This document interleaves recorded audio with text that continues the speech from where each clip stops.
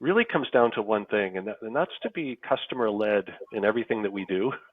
And I'm not just meaning giving lip service to it, because a lot of companies, a lot of CEOs give lip service to the idea that we're real customer-centric. We listen to our customers, we're customer-led, but then you look at the policies and procedures that they implement or the customer experience that they deliver, and you would beg to differ. Welcome to today's episode of the Seven Figure Journey podcast. My name is David Gilliland. I'm one of your co hosts here. And we have the privilege of having Jeff Ernst, founder of SlapFive, and he's joining us today out of Boston. Jeff, thanks so much for joining us. Well, David, thank you for having me today. Glad to be here. We all of us entrepreneurs, we love kind of hanging out a little bit with each other. We get each other. Could you tell us just a little bit of the story? What got you to start this business or to jump into the entrepreneurial space in general? Oh, great question. So I've always been wired to be an entrepreneur, and this is my third startup. And so, in fact, it was actually after back in 2010, after I exited my last startup, I didn't know what I wanted to do next, but I had historically had spent so much time doing uh, customer programs for the companies I had worked for or my own company, and so I went to Forrester and became an analyst at Forrester, researching B2B customer experience and customer engagement and advising CMOs on how to mobilize their customers to drive growth. And after doing that for a few years, they tapped me on the shoulder and said, "We want you to do this for Forrester ourselves." And so I did. I became head of marketing there and started implementing these amazing programs that were transformational to our sales and marketing strategy, where we were tapping into our customers and their voice to drive the most important strategic growth initiatives of our company. And just to give you one example, one of our growth initiatives was to better compete with Gartner. And so we tapped into the voice of our customers who were doing business with both Forrester and Gartner and getting their insights on why they needed both firms to overcome that objection that we would typically get. If I'm already doing business with Gartner, why do I need Forrester? And again, it was transformational. It totally changed our go-to-market strategy, but there was no technology to scale it. So that was the big aha moment around 2015 when I realized there needs to be a technology in the market to scale all the critical workflows that you need to do to market to your customers, market with your customers, and market about your customers. And so that's when I left and created SlapFive. That's fantastic. You got to learn the lesson then on someone else's dime this time. Oh, exactly. And I got to actually develop a program by hook and crook where I was piecing together different technologies like Salesforce and Google Analytics and Eloqua and Google Drive and a few other tools, and realized and still getting great results, but I realized it wasn't scalable. It Yeah. was too labor intensive to achieve the true business impact that I knew I could achieve. And so I had got my fingers dirty in the trenches doing the work that my users do today. Yeah, that's fantastic. There's no better customer insight than to having lived Hmm. in it, suffered by it, and then begin talking with other customers to make sure we don't just build our solution, but we build everyone's solution, Right, right? right. That's fantastic. Thanks for sharing that. I mean, now you're moving along. You've been growing. You've been, scaling yourself, and you've probably learned a few lessons. What are some What are some gems you could share with the listeners that now that you've kind of passed your own $1 million mark in this seven figure space? What is helping you succeed today? Well, I would say that there's the one thing that I can attribute most of the success of getting to where I am today in this business really comes down to one thing, and that's to be customer led in everything that we do. And I'm not just meaning giving lip service to it, because a lot of companies, a lot of CEOs give lip service to the idea that we're real customer centric. We listen to our customers, we're customer led. But then you look at the policies and procedures that they implement or the customer experience that they deliver, and you would beg to differ that they're not living up to their words. But I not only do I have to do that because that's the nature of the software business that we're in, and the value prop that we bring into companies is to help them be more customer led.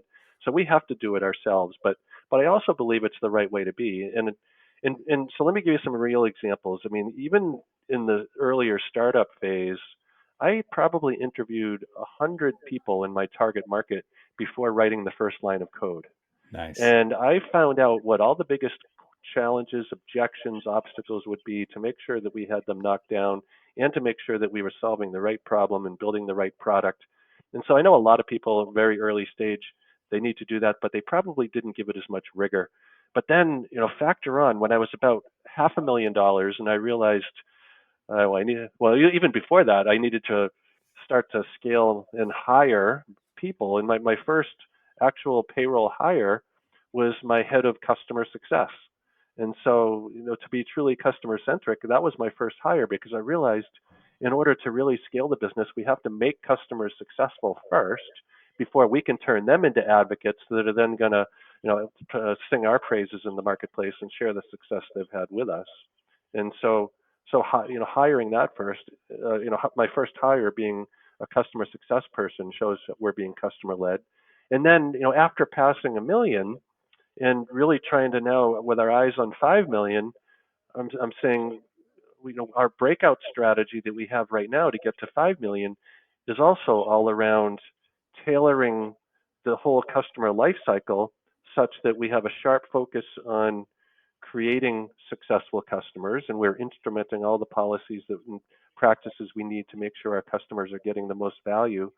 But then turning that into how do we then showcase those common value outcomes that our customers are achieving in the marketplace so that we can create FOMO and get more people to want to come to us because they hear the value outcomes that our customers are getting. So again, that's just sort of three examples of being customer led that I think every company needs to be doing if they're not already doing today. I love that. I, for listeners who are kind of thinking to themselves, yeah, I mean, I'm kind of past a lot of that startup phase, and Hmm. uh, I want to go back to your 100 interviews because I mean that's the lean startup methodology, right? Is Hmm.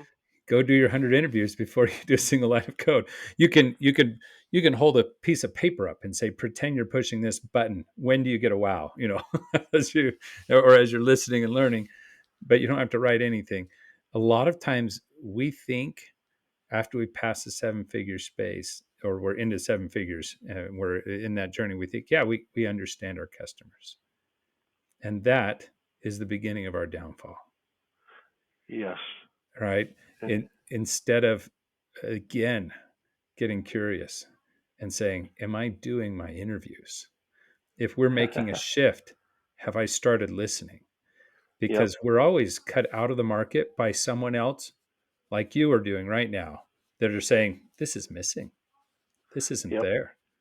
Look, the customers aren't happy. They're having to do a patchwork quilt of solutions to pull this off because no one's serving their needs. And then someone comes in with something new and simple and takes your business from you. And that's the innovator's dilemma, right? And That's right. and Yeah. and, and I've That got another Christensen great stuff on point. that is solid. Yeah. I've just got another great example of what you just said, David, is that it's very easy when you're starting a business, when you're the founder, the creator, and you have this vision for how to transform the way people work, and then you want to find people who are ready to pursue that new way of working, that visionary way, but not everybody is there yet. And so it would have been very risky for me or dangerous for me if I had just assumed I'm going to get everybody to think the way I think. And so part of being customer led is also to meet customers where they are. And so I can very quickly assess a prospective customer in terms of where they are in the maturity curve of, of what we will help them pursue. And if they're still at stage one, I need to offer them a solution at stage one. And we needed to build the features that, even though they're not the most glamorous features, they're the baseline features you need to get from stage one to stage two. And that's something that a lot of people skip, and a lot of businesses fail because they just assume that everybody's going to glom on to their vision for this better way of doing things that's transformational. but not everybody's a change agent. Yeah. Not everybody's ready to totally change how they work. So yeah, so that Yeah. was another big lesson learned. But they're willing to make a change for something that they can see, they can Yep, understand, and they see its benefit. So take them one step. Then exactly. then we can hook them, and we're not going to work them to stage 7 now. It's still just stage 3 Right, now, 2 to 3, right? right. And I am so guilty of what you just accused all of us of doing. And so take the bigger It's vision. Let's look at this. Let's get there. yeah, And I love the reminder, right? yeah. Because Meet them sometimes, where they are. yeah, That's what matters, not where I want them to be, where they and are. and if you're like me, I bet you sometimes get frustrated that they just don't get it. They're just not ready for this yet. Why aren't they? Well, I would get frustrated like that too. And I said, okay, let me back up. I'm going to meet people where they are, and then Yeah, take them to the next step, and then the next step, and then the next step. And even if it takes 2 years to get them from stage one to stage five, I'm willing to make that investment if I feel like they have the potential to get there. nice. Thanks so much. Could you just briefly give us a 30-second, what does your assessing them look like to figure out where they are? Okay, so great question because a lot of it is intuition. And so it may be a little hard to describe, but when I am talking to a prospective customer who's come to me, a lot of one of the primary questions I'll ask pretty early on is what are the top goals that you're trying to achieve with your customer program?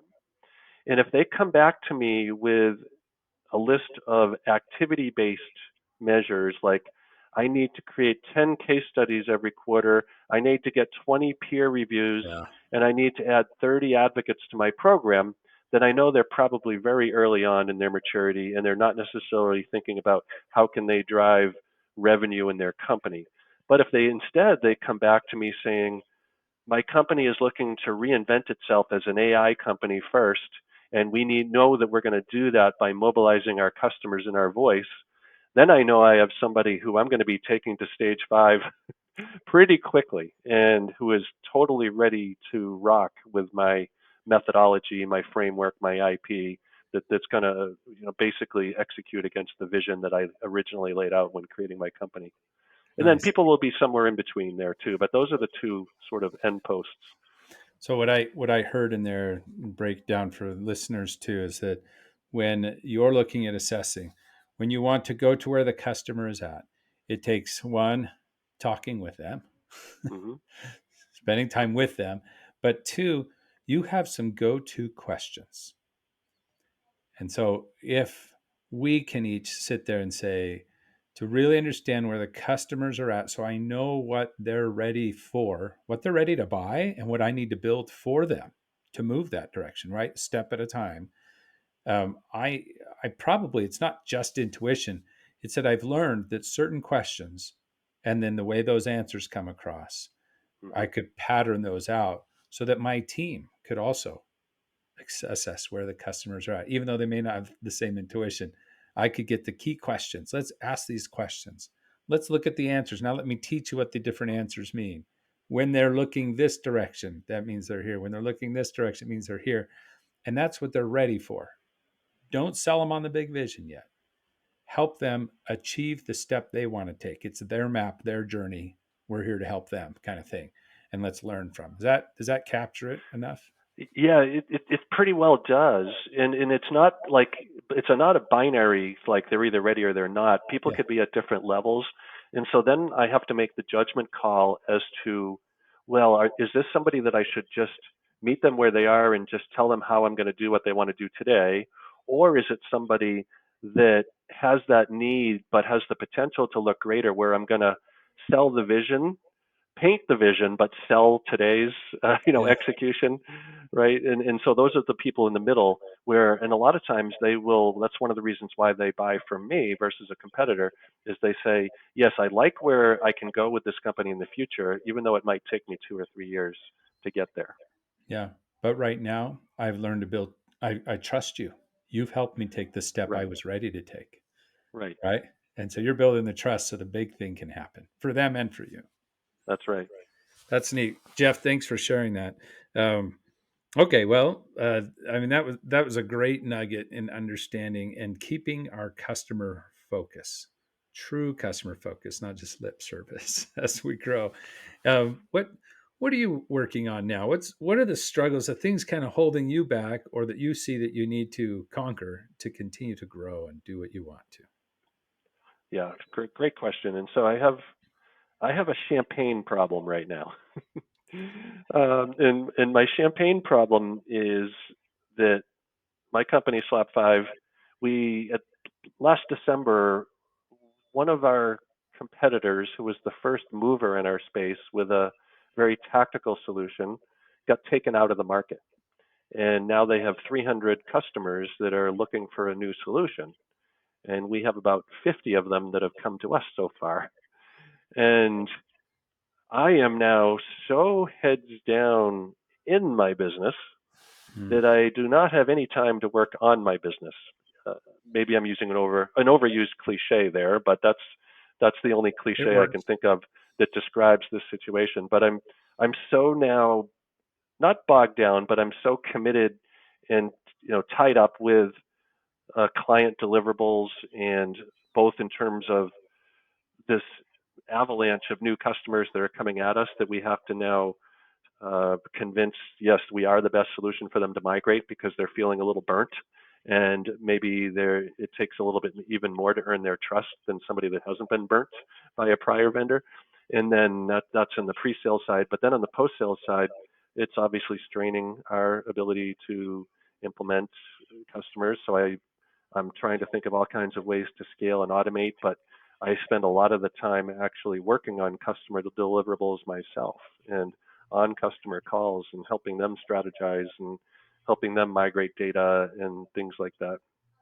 So, and every minute I do there is a minute I'm not spending thinking about the bigger picture of how to grow my business and where do I want to be 3 years from now, and who do I have to bring on board to get there to achieve that longer term vision. Yeah. So, and I don't think I'm alone in that because that's why the cliche exists. But that's the one thing. And if you ask my wife, she'll say the same thing. She'll say every Friday over a cocktail, she'll say, "Did you spend any time working on your business this week, or did you only work in your business?" And I said, I think I only worked in my business. Sorry, hun." And even your wife's asking the question, Exactly. huh? Oh, well, first of all, I don't know that everyone else has the problem of a major competitor got pulled from the market and an avalanche of customers are flowing in all of a sudden. Though, what a lovely problem. That's the champagne problem, as you called it.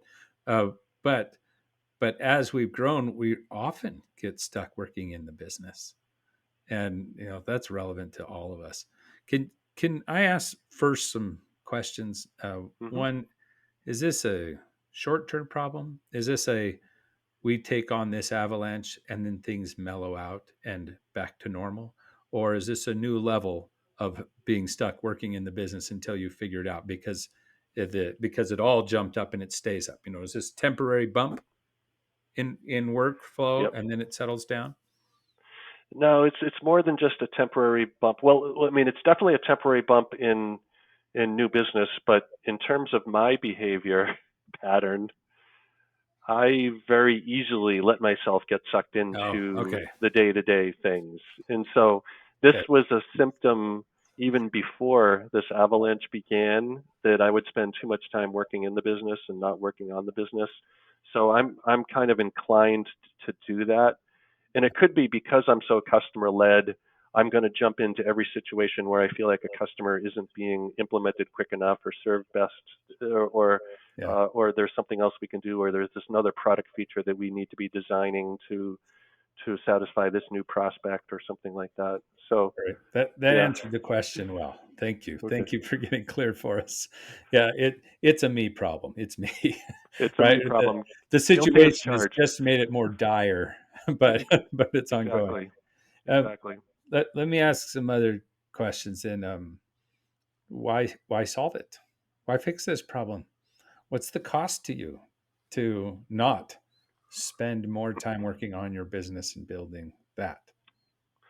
Well, the cost is, well, I guess it's alternatives, right? And so right now I'm really helping bring on new customers and get new customers onboarded and adopted, which is obviously key to the success of my business.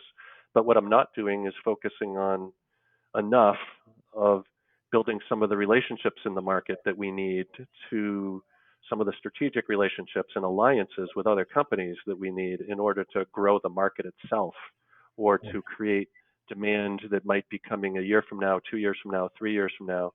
So I'm not spending enough time doing that.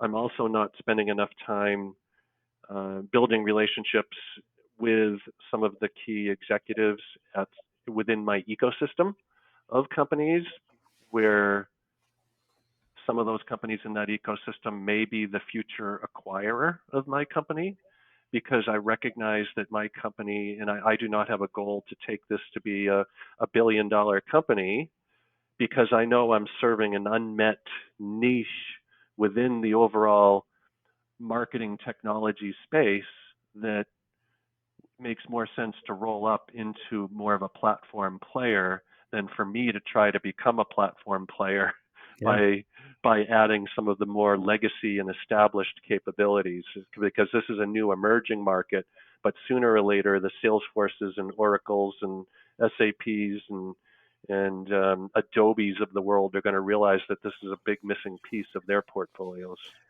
So let's just play some numbers. And I'm going to add Okay, one other thing. The other thing is you're not taking time to build three other new implementer onboarding kind of people that could do three times the work you could be doing just there. correct, correct. Great. So if we do some numbers, we've got one just direct building of your team that could do three times the onboarding because that 50 could easily go to 300. Remember how many were available. And if we do a great job and how do we actually, like, we can't even go after them because we have no time. We're just receiving the people coming to us. So we could triple the capacity of bringing people in if you just built three people, and that's a working on the business. You Hmm. could increase the flow with key partnerships that drive a ton of business coming through, the key partnership opportunities that you mentioned. So that's on a revenue stream that could easily be a 10, 20, 30x kind of revenue stream coming in that Hmm. build a base of your new EBITDA. And I'm going to use that term for a reason because the last working on your business were key strategic partnerships that are going to determine, does your business sell to someone who is just wanting to do more of what you do, or does it sell to a true strategic alliance that they look at it and instead of getting a 10x EBITDA or 20x EBITDA, you could get a 20x revenue, which is a massive difference Mm-hmm. on your sale, right? So we have Right, three different levels of working on the business you could be doing, all of which are much more valuable than you onboarding one more customer. right. Okay, good. As long Good. as we've established the dollars now. So the dollars, instead of talking about a $30,000 customer, which I don't really know your customer cost, um, instead of talking about that, we're talking about an end valuation. One thing, each of those things we talked about, by the way, one of them just enhances an ability. The other two talked about multiplying the end value of your business. Mm-hmm. We're talking about a 50x multiple because it's one times the other, right? The base of the revenues from the new relationships plus the alliance, plus the strategic sale opportunity being off of a revenue versus a EBITDA. Um, just massive shifts, huge value add. So it's worth it, is what you're trying to say, to figure out how to work on your business. I think it's worth it. Yes.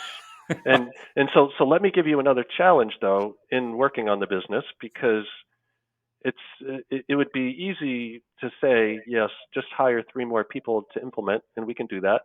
But but we are a bootstrapped company, and we eat what we kill, right? We Mhm. we make payroll from customer revenue, and so we're not able to hire ahead of cash flow right now, and so and but then, of course, if I listen to my wife and family, they'll say, "Well, why aren't you out raising money?" Yeah. And so, okay, so I've thought about, is this the right time to go raise money? Because I know a year ago it wasn't, but there's a lot of factors that say now maybe this is the right time. I could actually put money, investor money to use right now. But I also know from previous experience that that's like a 4 to 6 month endeavor Takes to forever. go pound the pavement to go raise a round of funding that would take me out of the business for 4 to 6 months to go raise a round of funding so that I could then go hire those 3 people ahead of revenue. Well, So that's another factor that has me stuck right now. let's change this just a little bit. Okay. Let's pretend the number really was 3 people. Hmm. Let's just pretend. Why can't you just get debt financing? It's 3 people, and you have 50 people trying to sign on with you. Do you believe enough that you could pay the 10% interest they're going to have on your debt? I do. I have just been ultra conservative about taking on debt or getting out ahead of my skis. And so that's just been the nature of, like, spending, eating what you kill. Yeah. But I have thought of that as well. I have thought about maybe even just a line of credit or, um, And you let's know, talk the dollars just for yep, fun. yep, Let's pretend. Let's pretend you pay each one of these really well. So I'm going to throw out crazy numbers for the fun of it. Okay. hmm, And you'll be like, it's not that much, David. I'm like, I know, that's fine. So you're going to pay 120 grand to each one of these people. Let's say I have $100,000 salary and then the burden on there, 120 grand. So you have 120 grand out for each of them. And you have 50 customers coming through. That means the sales are happening. We have we have the flow, and the payoff time for those is how long? Someone comes on board. Let's pretend it took 3 people to take care of 50. I know these probably aren't your real numbers. You can do your real numbers in there. But really your cost is $30,000 a month, not $360,000 a year. It's $30,000 a month. How long right, does it take for those to be up to speed and enough customers that they're caring for that you can get them off your plate? Is it 3 months? Is it 6 months? And it's not a full 6 months because then we start making money off of each of them coming through. They're right, finally actually doing the servicing, caring for, the sales are happening. We've got the dollars coming in. So 6 months, let's say trailed off. Maybe it's 3 months. Maybe it's 90 grand. That's a HELOC. And you know what? yeah, You've got it in 2 weeks. yeah, and yeah, and I think you're absolutely right, because I've put that same line of thought into hiring a salesperson, and I think the payback period for a salesperson is even shorter Yep, can be. because they will be bringing in revenue. And so now I've actually been going back and forth. I'm having both sides of my house build a talent pool, the pre-sales and the post-sales, just so we can move. But I'm thinking, okay, do I first hire the salesperson to make sure that we are proving to the onslaught of new prospects that we can take their business, we can earn their trust, we're not going to bail on them, we're not going to be out of business like the prior vendor. Yeah, And so I need somebody to do that, but that's, of course, then brings in some rapid cash flow that could then allow me to do a fast follow on absolutely. the services side. And the only reason I threw service out first is you said I have 50 people coming to me and I'm Hmm. onboarding a bunch. So it's like Right, I didn't need to solve sales yet. I need to solve delivery.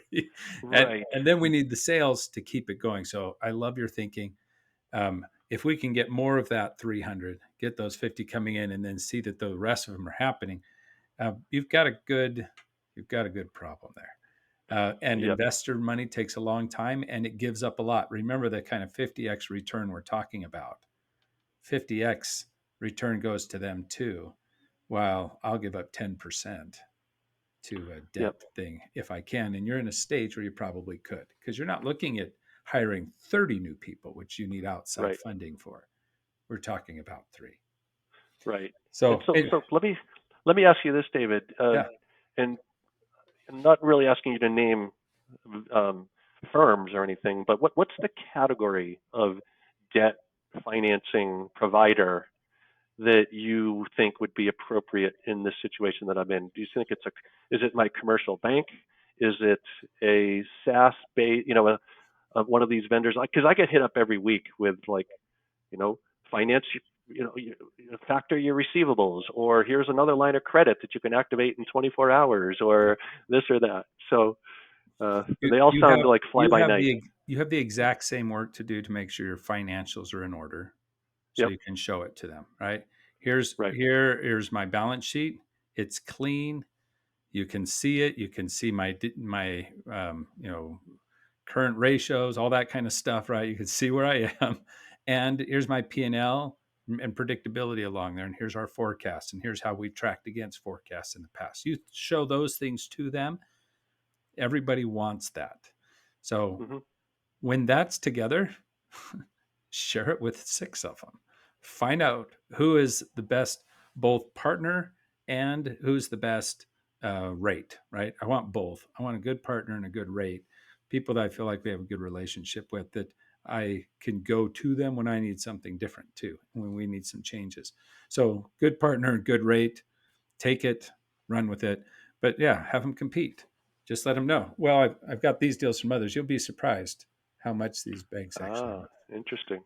So Okay. just have them say, "This is what I'm seeing others. I would rather work with you. What can you do for me?" They'll take it Yep. back to their thing. See, they'll come back. They want to compete for it. Now, Right. get a good rate. All of them again will function similarly in the end, although some count certain things differently than others. So find out which your advantage is.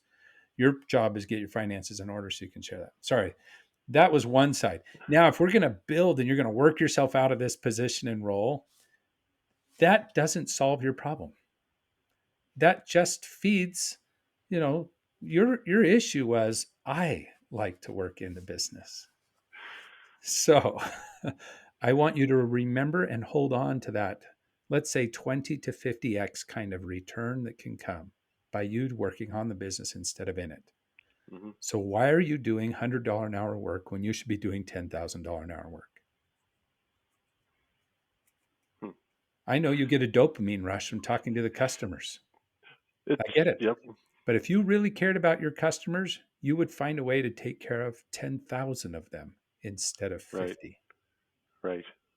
Okay. And so Yep. that's only by working on your business will you have the impact and help many companies finally care for the customers the way they need to be cared for, right? Really work those systems and processes right. Leverage the great things they have. So if you really want to have impact and you really want to help customers and companies work with their customers better into the future, if you have a big vision, you need to serve that instead of just your current dopamine rush and start to get Hmm. a new one. The new dopamine rush can be help others become geniuses at serving customers. It's like becoming a father to them or a grandfather to them, right? Like the pride you have in seeing that next generation of team members really get it and go, that's a dopamine rush. You just have to change it out. Okay. So start Yep. thinking about it differently would be a first step. Second one is you need to put aside time. And I would suggest the first step would be at least to put aside a day or two every single quarter that we shut off from all things daily business and you and a key few team members sit and think strategically about the future and you start making clear set plans around the options that are out there, clear strategic question that needs to be solved, a solid priority that you can go after this quarter, and who's on the team to do it and how that is organized. And that's all outside of our day job. So we have to be clear. Hmm. We only have an hour here a week or 2 hours there, but at least you begin as a team saying this is priority over everything else we're doing. This has to win. And then we begin marching it forward. And that's a baby step into working on your business because your team will hold you accountable to it. And you'll have to say to them, every time I'm working on a customer issue inside, I'm doing $100 an hour work and I'm holding all of you back. If you see me doing anything like that, remind me. Remember the priority, Jeff, Hmm. right? Point to it. Jeff, get out of here. I need you working on building that relationship. That was going to be key for my success is if you build that relationship. Oh, okay. I'll go do it. You'll need your team to hold you accountable, like your wife's doing now. Jeff, did you work on your business today? Right? Well, we need the whole team around you. They see you. They can stop you in the moment and say, Jeff, we chose a priority. We're tracking it up on our wall or on our dashboards, on our computers. We all see it. We watch the progress. This matters to us. And make that a tracked, measured thing that everybody sees. The transparency is clear, that they all care about. They see why. It's aligning the team around those priorities will be a key, probably, to help you overcome your work in the business addiction. Yeah. Now, you're right. There's a lot to be said for the dopamine rush that comes from getting a customer live and achieving that first outcome Yeah. or getting that integration working or, Mhm. yeah, It was guilty as all of that charged. working in the business. That's where we were the super, like, woo, pat ourselves on the back. We're so excited we come home. And you're going to Right, go do things you're not as comfortable with, that you're not going to win as easily. And so you're going to need the right, whole team helping to buoy you up a little bit. And right. there's more to it, but one is mindset change. Then there's some Hmm. tools, and I mentioned one thing to say, take at least this quarterly time. There's more to do, but just Mm. this one with your team so they hold you accountable. Then there's going to be some skills in running those tools and doing them really well. That if you get that mindset, the tool set and the skill set really dialed in, you'll start humming. I have a friend, he was the best salesperson in his business. I mean, the guy could just put it away and he loved selling, but it was holding this company back.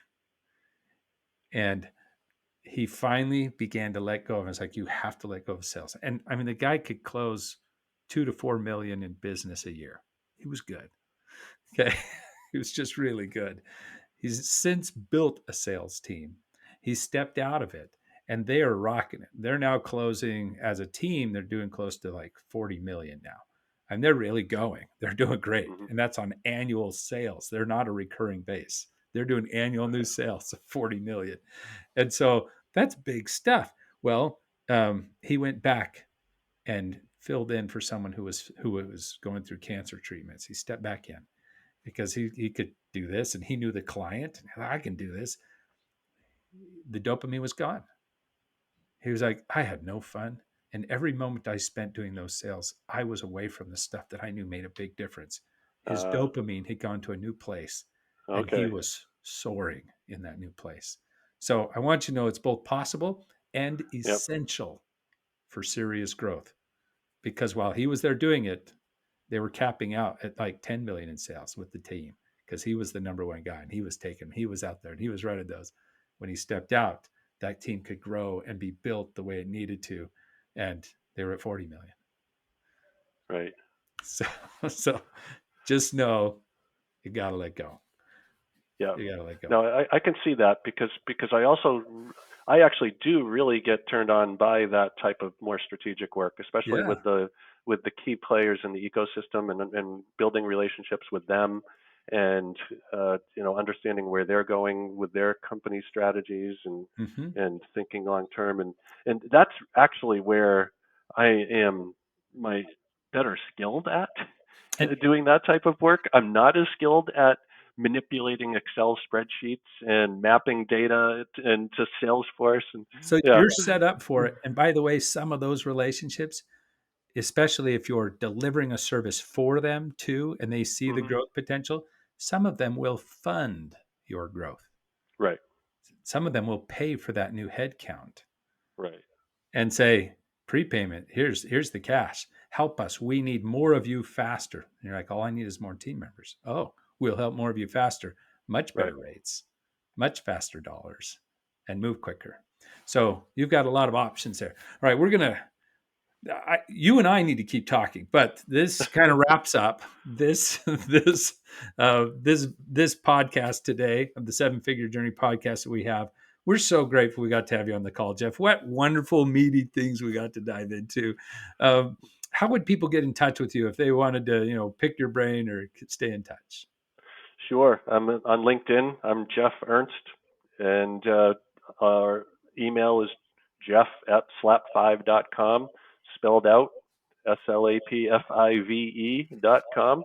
Always willing to chat with other entrepreneurs, other CEOs, and also have discussions like this with people like you. I mean, I learned a lot, and it really helped me uh, have some immediate steps and things to think about right now to start to rewire my brain. Well, I'm excited to see you grow. Jeff, you're doing great things. Thank you so much for what you gave, what you shared, and just your passion for the work that you're doing. For all of those listening, like, share, get the podcast out to other seven figure business owners so they can be part of this community and learn with us. Continue to grow, continue to challenge yourself, continue to learn, continue caring about your team and your customers. And until next time.